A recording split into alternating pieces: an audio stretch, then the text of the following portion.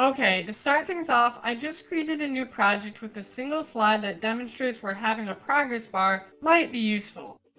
Now, to begin setting up our progress bar, go to the Insert tab, click on Shapes, and select the rectangle.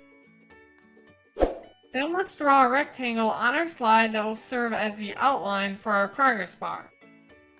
In the Format tab for our shape, change the shape fill to None. Change the color of the shape outline to black.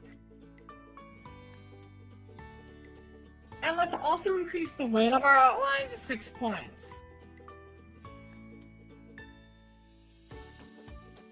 Now with our shape selected, press Ctrl D to duplicate it. Change the shape fill color of our duplicated rectangle to a color of your choice. Click on the Shape Outline drop-down button and select No Outline. Now let's just drag our shape over our outline. Once it's positioned, right-click it and select Send to Back.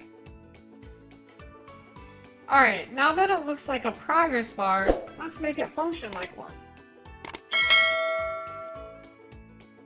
Select your inner rectangle and go up to the Animations tab. Click on the Add Animation button and select the Wipe Animation. We don't want the wipe going in that direction, instead we want it to function how progress bars usually do. So click on the Effect Options button and select From Left. If your timer only needs to last for 59 seconds or less, you can just change the value in the duration text box. Unfortunately, you can't enter a value in here that's more than a minute. To work around this, click on the Animation Pane button. Now position your cursor at the end of the green bar until the cursor changes like so, and then click and drag it to the right. Keep holding until you get your desired time.